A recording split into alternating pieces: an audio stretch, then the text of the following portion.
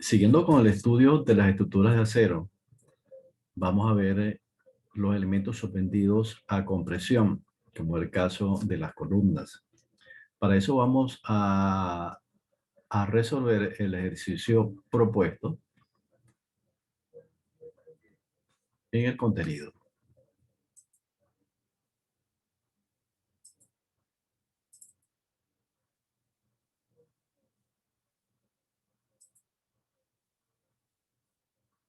El ejercicio propuesto en el contenido es el siguiente. Determinar la capacidad resistente de cada una de las columnas del siguiente pórtico. Dibujar la elástica de la figura para verificar que las columnas tienen desplazamiento lateral impedido y cuáles tienen desplazamiento lateral permitido. Este es el pórtico de la figura, que está compuesto de en las columnas perfiles HEA y en las vigas de perfiles IPE. Usualmente los elementos estructurales de columnas son perfiles HEA, HEB y HEM. Y usualmente para las vigas se utilizan perfiles más esbeltos o más altos, como son los perfiles IPE, como es el caso, ¿verdad?, que tenemos aquí. Un pórtico de 2 niveles que tiene un ariostramiento lateral en el lado derecho, en el nodo 10, y cuyas luces de las vigas son 4,50, 8 metros, 5 metros y 3 metros. Y la altura de las columnas, o LC, van a ser las columnas del nivel 1, 4,50 metros. Había una especie de mezanina de 3,5 metros y las columnas del tercer nivel, 3,5 metros. En la columna C4 tiene una doble altura, que son 8 metros, y las columnas 5 y 6 también tienen una doble altura. Las columnas están empotradas en su base, referenciadas por los nodos 1, 2, 3 y 4. Y en el nodo 11 se ve que existe una articulación. Ya vamos a ver cómo la vamos a tomar en cuenta para los efectos del diseño de la columna. También tenemos debajo del pórtico está la disposición de las columnas en planta. Las columnas en el primer eje, la disposición en planta es la que vemos aquí. La columna del segundo eje, donde están C2 y C6, la disposición en planta es la siguiente. Y la tercera eje y cuarto eje es su respectiva disposición en planta. Es muy importante cómo vamos nosotros a manejar esa disposición. Usualmente se hace para, en el análisis que se realiza del diseño de los pórticos, más que todo para restringir los desplazamientos excesivos en los pórticos, en las estructuras. Y se va alternando, pues en función de eso, la disposición de las columnas. Vamos entonces a ver cómo son los desplazamientos y cuáles son los parámetros más que todo, que influyen en su movimiento. Fíjense que aquí en el nodo 10 aparece un elemento vertical que simula un empotramiento, pero más que todo, este elemento lo que hace es restringir el movimiento de los nodos 8 y 9 y por ende el movimiento o el desplazamiento de la columna 4 y de la columna 7. Pero esto que está aquí, más que todo, equivale a que nosotros colocáramos un arrastramiento lateral. Eso equivale a decir que nosotros tenemos en ese espacio un arrastramiento lateral. Así como se expresa este arrastramiento lateral que colocamos entre las columnas 3 y 4, evita que las columnas 4 se desplace y la columna 7 se desplace. Ya veremos ¿Por qué la columna 3 no sufre desplazamiento lateral? Pero para no estar cargando la estructura de estos elementos, lo sustituimos por este elemento que está aquí, que simula, como dije anteriormente, un empotramiento. Vamos a ver cómo es la elástica o cómo es la deformada cuando este pórtico trata de moverse. Este pórtico se va a mover a la derecha en el plano y así va su movimiento, teniendo en cuenta que aquí está arrastrado lateralmente. Entonces la elástica de esta estructura sería algo así.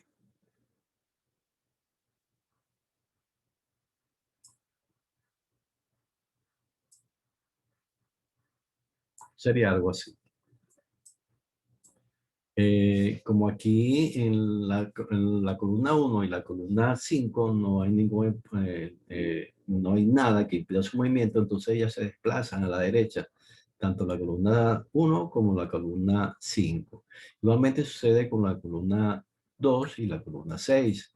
Ellas se desplazan igualmente, respectivamente, por supuesto, sus, con sus vigas. En la columna 7, en la columna 3 y 7 vemos que la columna 3 no tiene problema de desplazamiento porque no hay nada que impida en esta línea que impida su movimiento. Pero como el nodo 8 no se desplaza, entonces la columna 7 no tiene desplazamiento lateral. La columna 7, la columna 8, tampoco hay nada que le impide su movimiento aquí en el nodo 13 y también se desplaza. La columna 4 está restringida totalmente por el empotramiento perfecto aquí en su base y porque el nodo 9 no se desplaza por esta condición de desplazabilidad que tenemos aquí. Esa sería la elástica de esa estructura. Pero vamos a suponer por un momento, que, que existe un, un empotramiento también del lado izquierdo para ver cómo se comporta la elástica. Supongamos que vamos a tener esto así. Quiere decir que aquí existe un empotramiento que condiciona la desplazabilidad. En este sentido, igualmente aquí va a existir otro condicionamiento. Esto quiere decir que no se van a desplazar el nodo 5, nodo 6 y nodo 7. Eso también equivale como si nosotros tuviéramos un arrastramiento. Es como si nosotros le colocáramos un arrastramiento en esta parte del pórtico y colocáramos un arrastramiento en esta parte del pórtico. Esto que está aquí a la izquierda equivale a colocar estos arrastramientos. Quiere decir que no hay desplazabilidad, que la columna 1, la columna 2 y la columna 3 no se pueden desplazar. No se puede desplazar la elástica la elástica de esta situación con ese desplazamiento, con esa restricción. En el lado izquierdo sería algo así. Fíjense la diferencia que existe. En la parte de abajo, estas columnas no se desplazan. Salen empotradas aquí en su base y llegan también con un empotramiento aquí en el empotramiento elástico en el nodo 5. En la columna 5 sí se desplaza porque no hay nada que le impida. La columna 2 no se desplaza. En la columna 6 se desplaza. La columna 3 ahora no se desplaza porque hay un condicionamiento aquí. La columna 7 sigue sin desplazamiento y la columna 8 se desplaza. La columna 4, igual que en el caso anterior, tiene su desplazamiento totalmente restringido. Esa es la elástica o la deformada en caso de que hubiese un desplazamiento, una restricción a la derecha y una restricción a la izquierda. Esa es la elástica de la figura. Y eso nos sirve a nosotros para saber al momento de calcular las capacidades resistentes, cómo influye al momento también de calcular los coeficientes de longitud efectiva por el método de la rigidez lateral, donde vamos a ver que es importante saber cuándo es desplazamiento permitido y cuándo es desplazamiento restringido. Lo otro importante aquí, ¿verdad? Antes de empezar con el estudio de la capacidad resistente, es la disposición en planta de las columnas. Si este pórtico se desplaza, como dijimos anteriormente, se desplaza hacia la derecha en el plano de la figura, si la columna está en esta disposición, ella va a girar alrededor del eje Y, porque hace así, y entonces la columna está hacia allá y gira alrededor del eje Y. En el caso en este eje, la columna está orientada en el otro sentido, ¿ok? Y entonces tenemos el eje Y sigue siendo este y el eje X sigue siendo este, que son los ejes principales de inercia. Entonces ella va a girar igualito sobre el eje, pero ¿cuál eje? En este caso, sobre el eje XX. Ella va a seguir girando en ese sentido. Pero como la columna está orientada de esta manera, entonces gira alrededor del eje X. En este caso gira alrededor del eje Y y aquí gira alrededor del eje X, como esta que está aquí. Esto nos indica a nosotros que al momento de tomar las inercias, los momentos de inercia de las columnas, va a ser en función de la disposición en planta que tengan ellas. Los momentos de inercia de las vigas no tienen problema porque ellas siempre van a trabajar en el momento de inercia, en el eje principal de inercia, que es X. Siempre trabajan, ¿verdad? De manera vertical, como si estuvieran paradas. Y trabajan en función de su eje principal de inercia, que es X. Ahí no hay problema, siempre las inercias, en el momento de inercia en las vigas van a ser siempre en el eje X. En la columna va a depender, como dijimos, ¿verdad? De su orientación. Entonces, en función de eso, vamos a ver en función de eso, vamos a ver cuáles son los momentos de inercia de cada uno de esos elementos.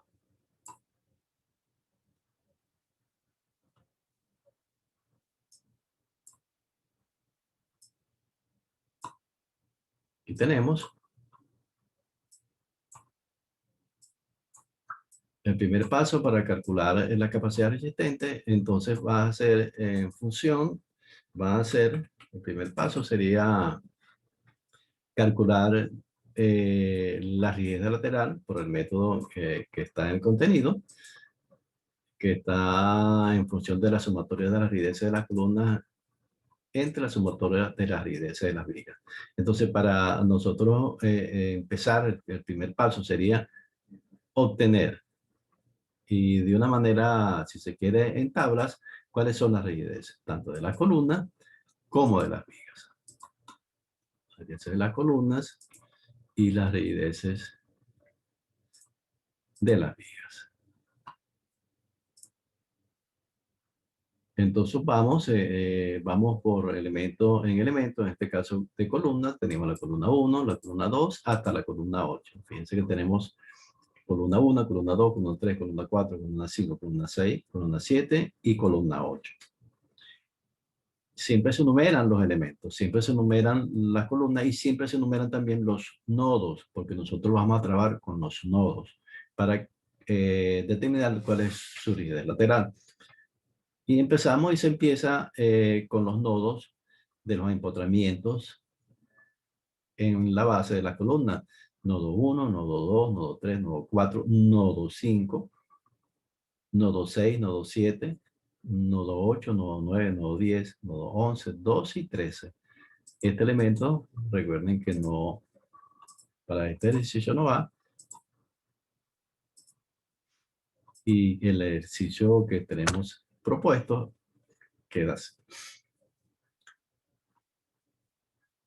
Entonces, fíjense, columna 1, vamos a ver en vista para ver cuáles son las rigideces.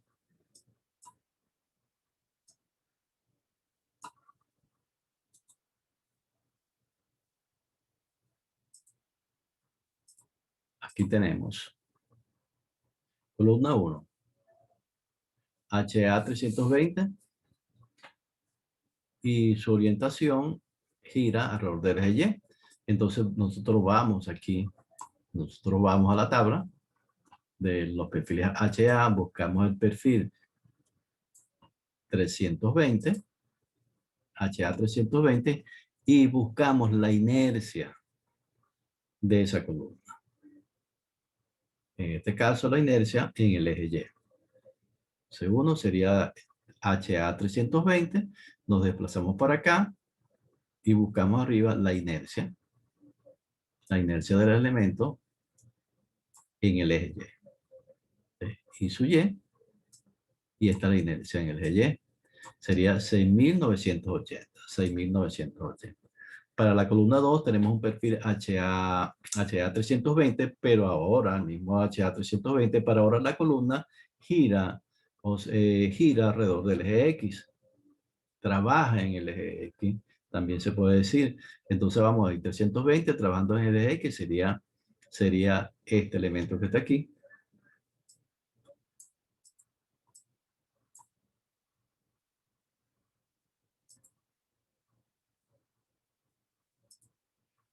Sería 320, 22.900. 22.900. E igualmente el eje 3 trabaja en Y. El eje 3 gira en Y.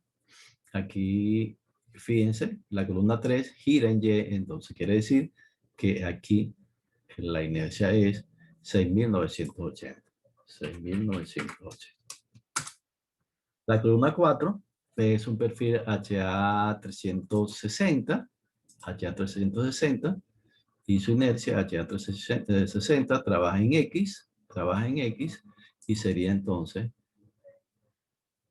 360, 31.100 centímetros a la cuarta. Y así para cada una de las demás columnas.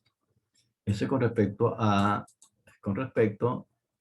las inercias de los perfiles HA de la columna.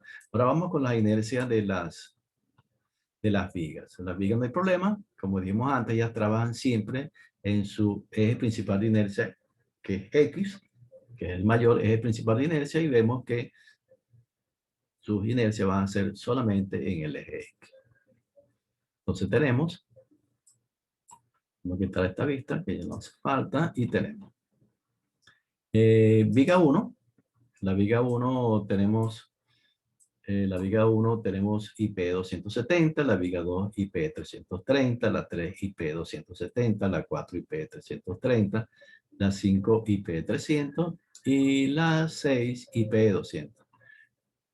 Va en función también de las luces. Fíjense que en la luz más grande va un perfil IP más grande también, IP 330.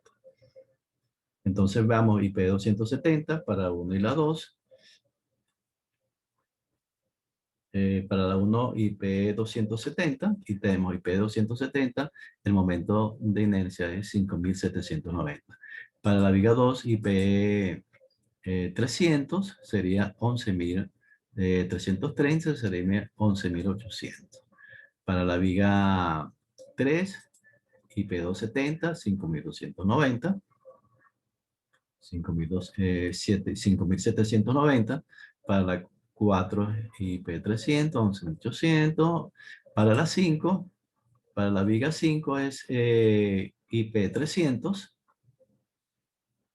IP 300 sería 8.360. Y para la viga 6, un IP 200. IP 200. Buscamos IP 200, sería IP 200. El momento inercia en el Y es 1940. Ya con eso tenemos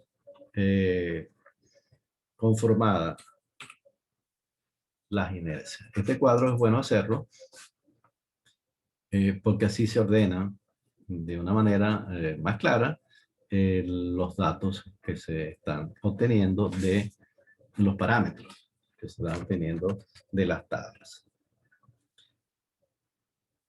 Como nosotros tenemos que calcular la rigidez lateral en cada nodo, tenemos que sacar las rigideces, que es igual al sumatorio de la rigidez de la columna sobre el sumatorio de la rigidez de las vigas. Lo quedaría así. El sumatorio de rigideces de la columna sobre el sumatorio de rigideces de las vigas. Esto va a estar afectado, este elemento va a estar afectado, ya vamos a ver ahorita, por el factor de corrección de vigas. Entonces, fíjense, para calcular esto tenemos entonces la sumatoria de rigideces de la columna y calculamos la rigidez de la columna, que es I sub C sobre L. Y la rigidez va a ser de cada una de las columnas, va a ser la relación que existe entre el momento de inercia de la columna entre su luz. Aquí tenemos cada una de las alturas de las columnas expresadas en centímetros. 450, 450, 450 para las columnas 1, 2 y 3, 4.5 por 100. Para la columna 5 y 6 tenemos 350 más 350. 5 y 6 tenemos 350 más 350 que son 7 por 100, 700. Para la columna 4 tiene también una doble altura de 450 más 350, serían 8 metros, serían 800 centímetros. Y para la columna 7 y la columna 8, las alturas son 350 y 350. Ya teniendo estos valores y teniendo cada una rigidez, calculamos la rigidez. La rigidez no es más que la relación que existe entre la luz o la altura de la columna y su inercia para cada una de ellas. 1551, 155089, 1551, 4138, 680, 1957, 1046 y 1046. Igualmente para las vigas expresamos sus luces en centímetros. Tenemos 450 para la viga 1, 800 para la viga 2 allá arriba, 450 para la viga 3 allá arriba, 800 para la viga 4, estamos viendo aquí, viga 1 y 2, viga 3 y viga 4, 800, y la viga 5, 500 centímetros, y la viga 6, que es el pedacito este, de IPE 200, 3 metros. 300 centímetros, aquí tenemos sus inercias en el eje X, y tenemos las respectivas rigideces de las vigas. Ya teniendo de esta manera, ordenado de esta manera las rigideces de las vigas en la columna, ya el cálculo de las rigideces laterales en cada nodo se hace más sencillo. Aquí tenemos rigideces, después de calcular rigideces de los elementos, vamos a la rigidez lateral de los nodos. Tenemos cada uno de los nodos de 1, 2, 3 hasta el 13 y las rigideces de cada uno de ellos. Fíjense, nodo 1, nodo 2, nodo 3 y nodo 4, rigidez laterales 1, 1, 1 y 1, como ya habíamos dicho. 1, 2 y 3 y 4, como está el contenido del método de la rigidez lateral, en los empotramientos valen 1. Después calculamos la rigidez lateral en el nodo 5. Entonces nosotros nos vamos al nodo 5 y vemos qué es lo que sucede allí. Aquí tenemos el nodo 5. Este es el nodo 5. Entonces vemos qué sucede en el nodo 5. Aquí lo tenemos. El nodo 5, la rigidez lateral del nodo 5 va a ser igual a la sumatoria de las columnas que concurren al nodo 5. ¿Cuáles son las columnas que concurren al nodo 5? Columna 1 y columna 5. Sobre la sumatoria de las rigideces de las vigas que concurren al nodo 5. ¿Cuáles vigas concurren al nodo 5? Solamente la viga 3. Solamente la viga 3. Entonces, la idea es ver en el estudio de cada nodo cuáles son las columnas que concurren al nodo y cuáles son las vigas que concurren al nodo. Teniendo esto así, vamos para acá y vemos. SUA, ya sabemos que el sumatorio de las rigideces de la columna sobre el sumatorio de rigideces de las vigas afectados por factor de corrección de vigas, tal como está en el contenido. Y tenemos G5, rigidez de la columna 1, sumatorio de la rigidez de la columna, que es rigidez de la columna 1, más rigidez de la columna 5, sobre el sumatorio de rigidez de las vigas. ¿Cuáles vigas concurren ahí? Solamente la viga 3, rigidez de la viga 3. Y aquí es igual, entonces, la rigidez sería 1551, fíjense. Tenemos 1551 más 680. 1551 más 680 con rigidez de la columna 1 más rigidez de la columna 2. 1551 más 680 entre la rigidez de la viga 3, que es 287. Entonces, esa rigidez del nodo 5 vale 1,73. Vamos, ustedes hacen las demás, pero vamos a hacer la rigidez del nodo 12, donde aparece que el extremo de la viga que concurre al nodo 12 es una articulación. Es una articulación. Y nosotros tenemos aquí en la tabla del contenido, los valores de estos elementos. Los valores de este factor de corrección de vigas. Dice, en el extremo opuesto aparece el extremo que tiene la vinculación, puede ser una articulación, puede ser un empotramiento perfecto, y del lado derecho en la columna tenemos el desplazamiento lateral del pórtico, que puede ser impedido o puede ser permitido. En el caso de que el extremo opuesto de la viga que concurre al nodo es una articulación y el desplazamiento es impedido, vale 1,5. Si es una articulación y el desplazamiento es permitido, vale 0,5. En el caso del empotramiento, si el empotramiento, si el extremo opuesto de la viga que concurre al nodo es un empotramiento perfecto, si el desplazamiento impedido vale 2 y si es permitido vale 0,67. En el caso de nosotros, tenemos el nodo 12. Aquí tenemos el nodo 12 que estamos estudiando y vemos el extremo opuesto de la viga que concurre al nodo es B1, tiene una articulación y como vimos anteriormente en la elástica, estas columnas se desplazan, no tienen ningún problema de desplazamiento. Entonces el desplazamiento es permitido. Entonces la articulación, el extremo opuesto, una articulación y el desplazamiento es permitido. Entonces el factor de corrección de viga aquí vale 0,5. En el lado derecho, la otra viga que concurre al nodo no tiene ningún empotramiento, ni ninguna articulación, entonces no se afecta por ningún factor. Entonces, si nosotros vemos aquí, el G12 va a ser sumatoria de las columnas que concurren al nodo, sería solamente la columna 6. Sobre la sumatoria de las rigideces que concurren al nodo, serían la viga 1, la rigidez de la viga 1 afectada por el factor de corrección, más la rigidez de la viga 2. Aquí tenemos G12 sería rigidez de la columna 2, es la sumatoria de las rigideces de la columna que concurre al nodo, sobre las rigideces de la viga que concurren al nodo. Aquí faltó el factor de corrección en la fórmula, colocarlo allí. Entonces aquí tenemos el factor de corrección de vigas por la rigidez de la viga 1 más la rigidez de la viga 2. Entonces tenemos 19,57, que es la rigidez de la columna 2. Veamos, columna 12, nodo 12. Tenemos rigidez de la columna 6, que es 19,57, sobre la rigidez de la viga 1, que es 2,87 por el factor de corrección, más la rigidez de la viga 2, que es 14,75.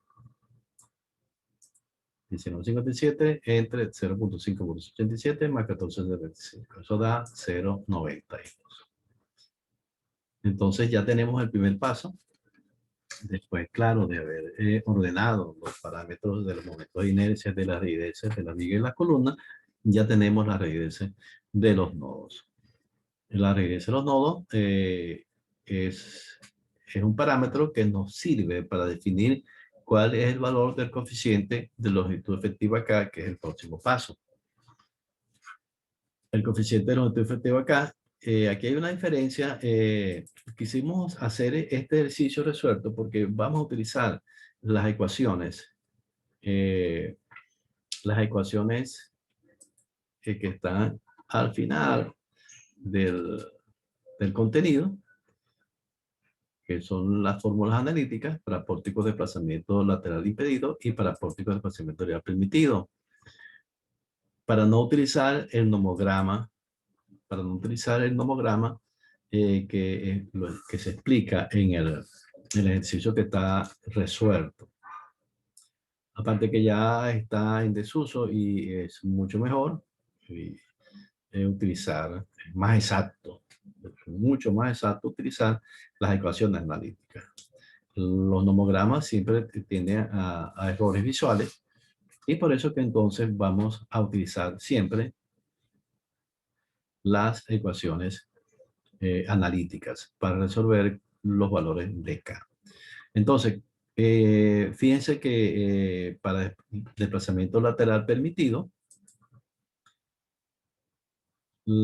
están en función de las rigideces laterales de la columna. Recuerda que siempre estamos trabajando por columna. Si recordamos eso, no vamos a tener problemas. Siempre va a ser por columna. Columna 1 va a tener un desplazamiento. Columna 2, columna 3, columna 8 van a tener sus desplazamientos respectivos en función también, ¿verdad? Si está permitido o están impedidos. Entonces, vamos a empezar con la columna 1. ¿Qué hacemos? Nos traemos la columna 1, la colocamos acá y vemos G1, que es la rigidez lateral del nodo 1, que es un embotamiento perfecto que vale 1, y G5, que es el desplazamiento lateral del nodo 5. Fíjense aquí, columna 1, tenemos nodo 1 y tenemos nodo 5. Columna 2, tenemos nodo 2 y nodo 6. Y así para cada una de ellas. En la columna 4 tenemos 4 y 9. Y entonces es prudente, pues, o es aconsejable que deban, al momento de calcular cada una de las coeficientes de longitud efectiva, colocar la columna al lado para visualizar cuáles son sus dos desplazamientos, sus dos rigideces laterales. Entonces, ya teniendo Jesús 1 y Jesús 5, en este caso, aquí en literal, habla de Jesús A y Jesús B. Recuerden también que en el contenido, la columna literal como ejemplo, siempre hablan del nodo A y del nodo B. Nodo A y nodo B.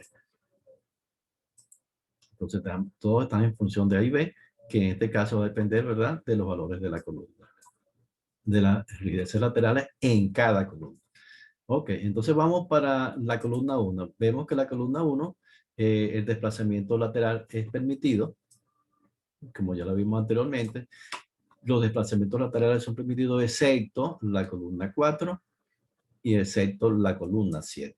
Columna 4 y columna 7, como vimos en la elástica, no se desplazan. No se desplaza. Entonces vamos. Columna 1. Tenemos desplazamiento lateral permitido.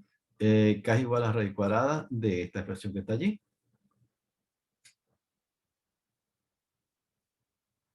Ahí vemos entonces, sustituimos G sub A por 1 y G sub B por 1,73 y tenemos esto.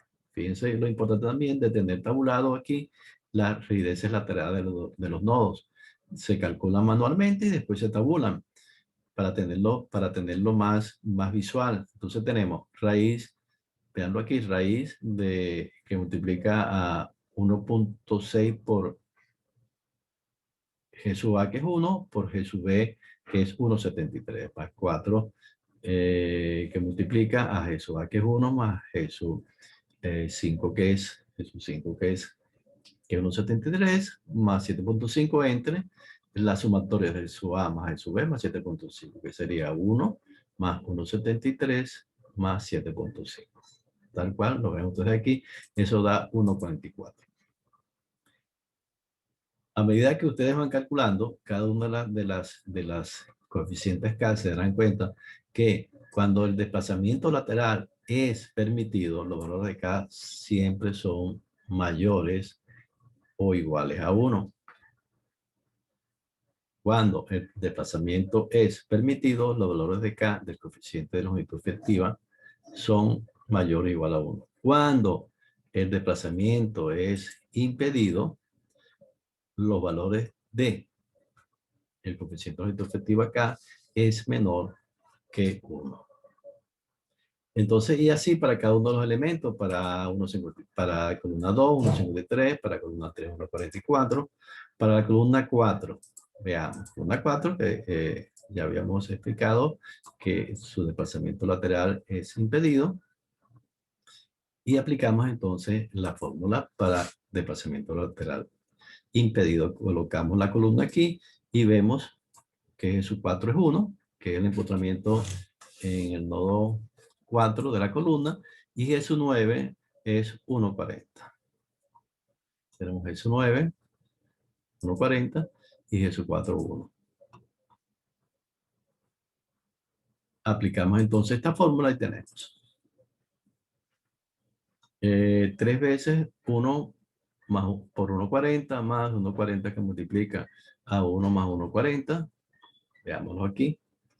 1 más 1,40 más 0,64 entre 3 veces 1 por 1,40 más 2 veces que multiplica a 1 más 1,40 más 1,28. Que sustituyendo cada uno de los términos de los nodos, de los radianes laterales de los nodos. Eso da 0,80. Fíjense que da 0,80. La columna 5 no tiene problema de desplazamiento. La columna 6 no tiene problema de desplazamiento. La columna 7 sí. Entonces, fíjense que en la columna 7 habíamos hablado de que es desplazamiento total impedido. Entonces aquí lo que hacemos es calcular, la verdad, como impedida. Vamos a ver, en este caso, columna 7. La columna 7, ¿cuáles son los nodos de la columna 7? Tenemos nodo 7 y nodo 8. Nodo 7 y nodo 8 de la columna 7. Tenemos nodo 7 y nodo 8. Tenemos 1,76 y 1,25. 1,76 y 1,25. Entonces veamos. Se aplica la fórmula de adelantamiento lateral impedido y vemos. Nodo 7 más nodo 8, que sería nodo 7 más nodo 8, que sería E60.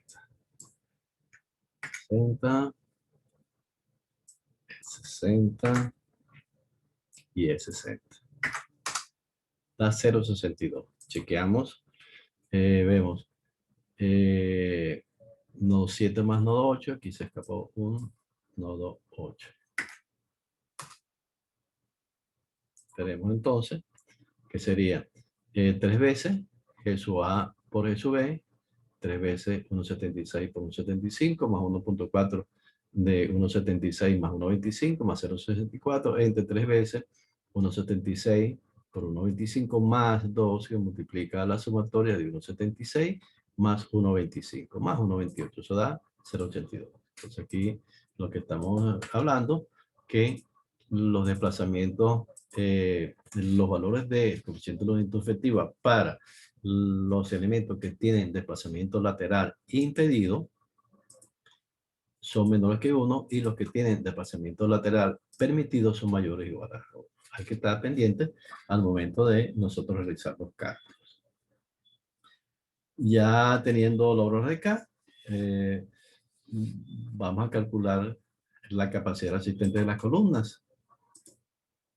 La capacidad resistente de las columnas, tal cual aparecen en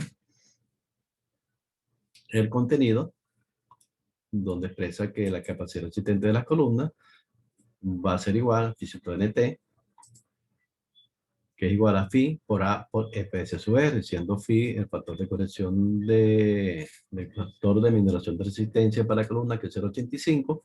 A es el área de la sección transversal de la columna, y EPS sub R es el esfuerzo de compresión que va a depender que va a depender de la relación que existe, que su valor va a depender de la relación que existe entre la vector reducida por la raíz cuadrada de el FISO AS.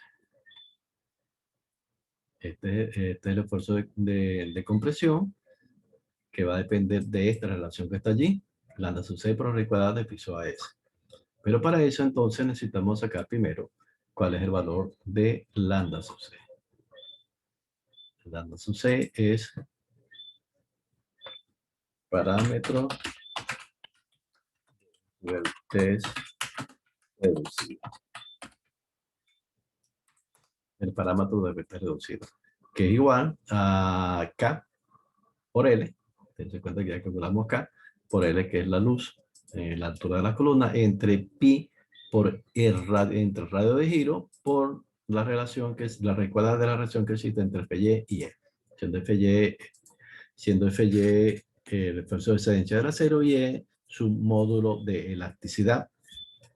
Aquí también juega papel importante el valor de R. Este es el radio de giro. El valor del radio de giro. Porque este radio de giro va a depender también de cómo esté orientada la columna. Entonces, fíjense, la columna, los valores, los parámetros que vamos a utilizar del momento de inercia y del radio de giro va a depender de la orientación de la columna. Para la columna 1, vemos que gira alrededor del eje Y. Entonces quiere decir que el radio de giro va a ser en Y. Y nos venimos para acá. Nos venimos para acá para ver el radio de giro. Fíjense. Tenemos la columna 1, que es un perfil HEA 320. Vamos a la tabla HEA 320 y localizamos el radio de giro en Y. Entonces aquí tenemos HA 320, seleccionamos de una vez antes de entrar a la fórmula las relaciones de los radios de giro para cada uno de los perfiles. Por ejemplo, HA 260 tenemos radio de giro en X, radio de giro en X, tenemos 260, 11,9, 11, en Y 650, el 280 tenemos 11,9, 11,9 y 7, véanlo aquí. El 320 tenemos 1360 y 749, y el 360 tenemos aquí 15,2 y 743. Son los radios de giro en X y en Y de cada uno de los perfiles que están en el pórtico, que están en la estructura. Entonces tenemos el HA 320, el HA 320, vemos que la columna gira alrededor, en función de la disposición de la columna, alrededor del eje Y. Entonces utilizamos el radio de giro en Y 749. Entonces el valor de la velocidad reducida lambda sub c sería K por L, que sería 648, expresado en centímetros por 100. Aquí tenemos, cuando calculamos los valores de K, colocamos los valores de cada uno de las alturas y multiplicamos de una vez para tener la relación de K por L. 1,44 por 4,5, 1,53 por 4,5, y así nos da los valores de cada uno de los valores de K sub L, para trasladarlos directamente a la fórmula de lambda sub c. Entonces tenemos K por L de la columna 1, 6,48 por 100 para llevar a centímetros, entre pi por 749. Entre pi por 749, que es el valor del radio de giro en Y.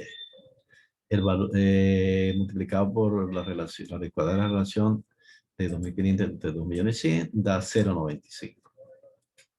Para la columna 2, el gira alrededor del eje X. Entonces el mismo perfil, HA 320, y para su radio de giro. Vamos a ponerle otro color.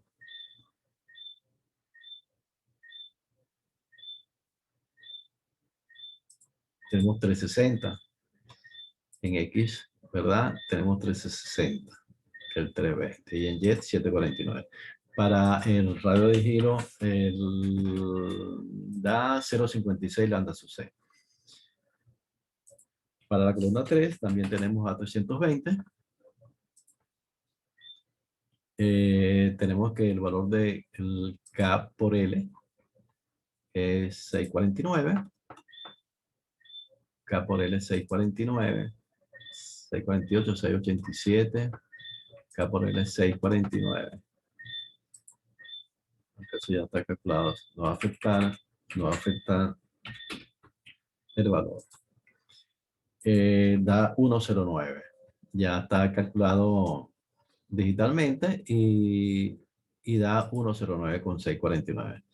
Y fíjense, en la columna 3, que es la H de 320, la disposición es que gira alrededor del eje Y. Vamos a repasar por aquí para que no se nos olvide. La columna 3 gira en Y. La columna 1 gira en Y, la columna 2 gira en X y la columna 3 gira en Y. La columna 4 gira en X. Entonces aquí tenemos, seguimos para acá y vemos el H320 de la columna 3, su lambda sub C, dale 109, que llevo anteriormente. La columna 4 es un perfil HA360 y gira en X, como acabamos de ver. Entonces nos vamos para acá, para H360, gira en X, tenemos, vamos a chequear el K por L. K por L de la columna 4 es 638. 638. Y R sería RX, sería 1520. Eso da 0.46. Y así para cada una de las columnas. Chequeamos los K por L, 446, 1060 y 596. 1447, 60, 288 y 466. 466. Entonces chequen allí, de todos modos estos valores corresponden, ¿verdad? Digitalmente ya calculados. Esta es la forma de calcular rápidamente los valores del parámetro de T reducida. Ya teniendo ese valor, como dijimos anteriormente, lo que hacemos es comparar los resultados para ver cuál va a ser el valor que vamos a tomar del esfuerzo de compresión. El esfuerzo de compresión de la columna F de C sub R. En función de este valor que tenemos,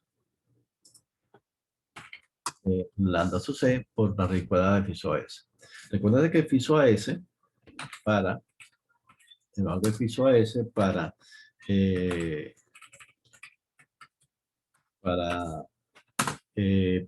perfiles comerciales va a ser siempre igual a 1.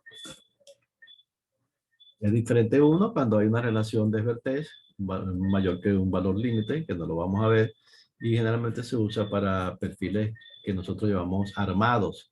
Son perfiles que no son comerciales y que por las características de la estructura, que son muy pesadas, con carga extremadamente pesada, hay que armar el perfil y entonces ahí sí cambian los valores de FISO AS. En este caso particular vamos a seguir trabajando con perfiles comerciales y FISO AS va a ser igual a 1.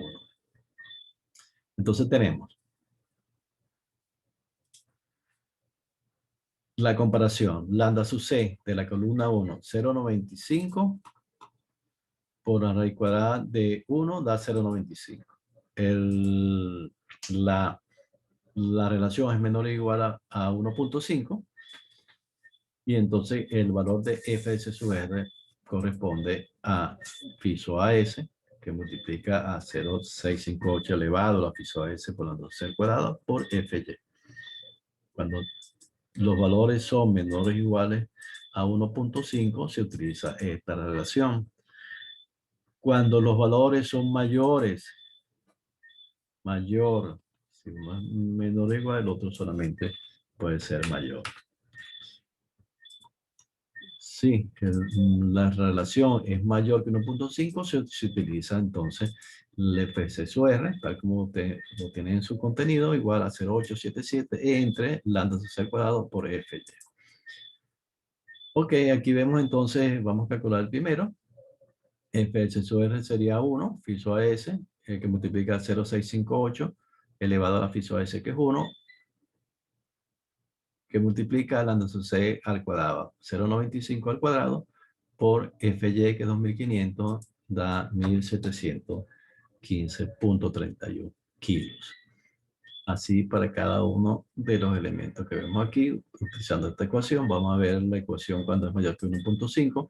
El lambda sub C para la columna 5, lambda sub C para la columna 5 es igual a 2.27. Entonces vamos por acá, columna 5, tenemos 2.27 por la cuadrada de 1, da 2.27. Es mayor que 1.5, entonces el esfuerzo de compresión, Fs sub R, va a ser igual a 0.877 entre lambda sub C cuadrado por Fy. 0.27 entre 2.27 al cuadrado por Fy, y eso da, este caso sería por 2.500.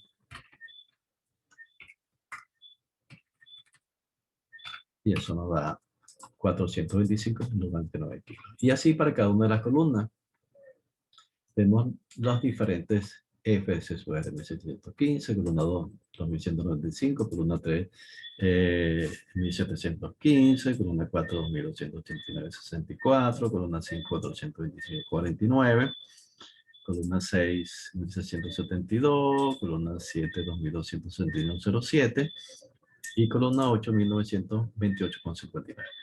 Ya teniendo ya el esfuerzo de compresión, ¿verdad? No queda otra que sustituirlo en la ecuación de la capacidad resistente de las columnas, donde phi ya dijimos que es 0.85, A es el área de la sección transversal de cada uno de los perfiles, y F sub R es el esfuerzo de compresión que acabamos de calcular. Igualmente aquí tenemos las áreas de cada uno de los perfiles que estamos utilizando. Veamos, perfil HA260, el área es 86.8, el perfil HA280 es 97.3, el perfil 320 es 124 y el perfil HA360, su área es 143. Tenemos las áreas y solo queda multiplicar el factor de menor resistencia, que es 185, por la columna 1 es HA 320, la columna 1, la columna 2 y la columna 3. La columna 4 es un HA 360, la columna 5 es un HA, la columna 5 y la columna 6 un HA 280, y la columna 7 y la columna 8 son HA 260. Entonces vemos la columna 1, 0.85 por 724 por Fs sub R de la columna 1, que es 1715.31, nos da 180.793.7 kilogramos. Y así para cada uno de las columnas. Entonces esta es la capacidad resistente de cada una de las columnas.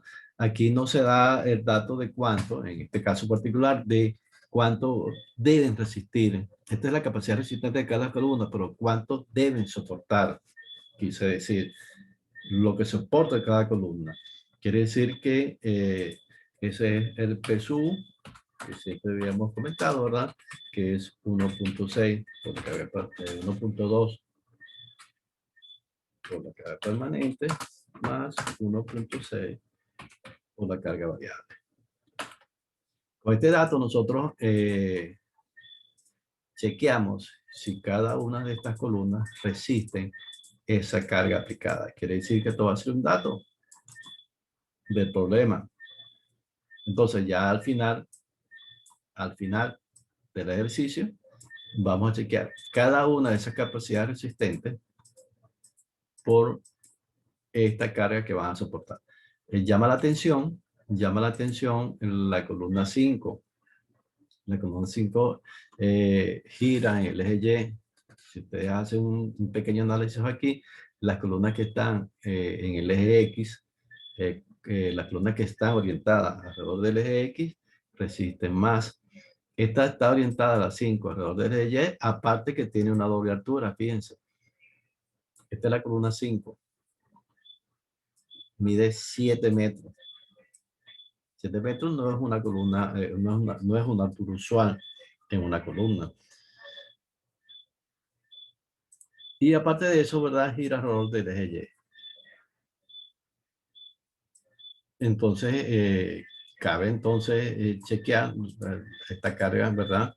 Que se va a dar como dato y comparar. Si esa carga, ¿verdad? Que nosotros damos como dato es mayor que 35.190 kilos, entonces esta columna no resista.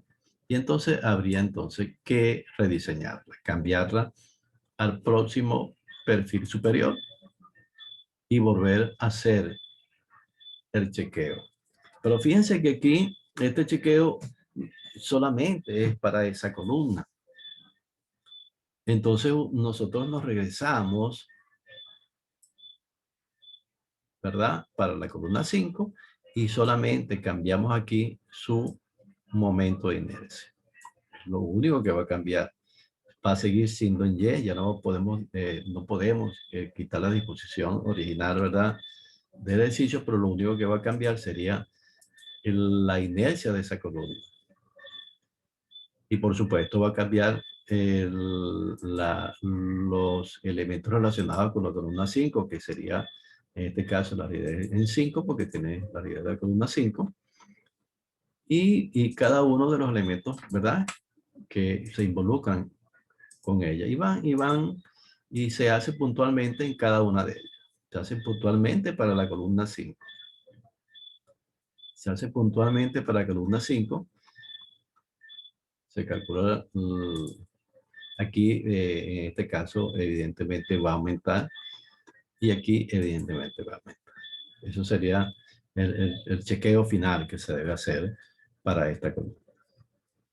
Hasta aquí, entonces, la solución del ejercicio propuesto. Sí, quiero recordarle que es bueno al momento de la presentación de la prueba tener todos los elementos a disposición, tener las tablas, en este caso de los perfiles, la tabla de los IPE es fija, puede cambiar la tabla de los H, puede ser HA o puede ser HB, y la agilidad antes de entrar a la tabla para calcular las áreas y calcular los radios de giro. Aquí sería recomendable, solo que aquí no se hizo, pero en las columnas, quitar la viga para un lado, quitar la viga para un lado, y colocar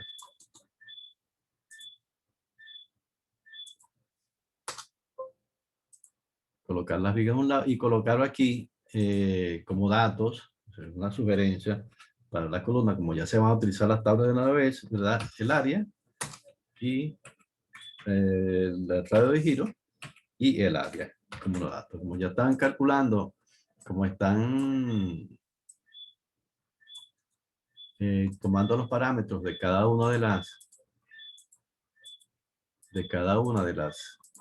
los parámetros de los momentos de inercia, se aprovecha y se toman la de los radios de giro y la de las áreas. Es una pequeña sugerencia, es igual, ¿no? Y igualmente sigue con el área. Repasen en lo que es en análisis estructural, lo que es una deformada o no elástica, algo parecido a lo que vimos, muy sencillo. Y bueno, hasta ahí sería el ejercicio y este sería el 20% del tercer corte. Valga decir que este video ha debido publicarse ayer sábado. para que lo pudieran estudiar y resolver bien, y el examen, para que el examen fuese como estuvo planteado para el lunes. Pero vamos entonces a publicar en el aula, vamos a publicar que se va a desplazar el examen para el día martes, para que tengan tiempo de hoy y mañana ver el ejercicio y formular las respectivas dudas que se le pueden surgir por el foro de dudas de la unidad 4. Un saludo, mis apreciados estudiantes.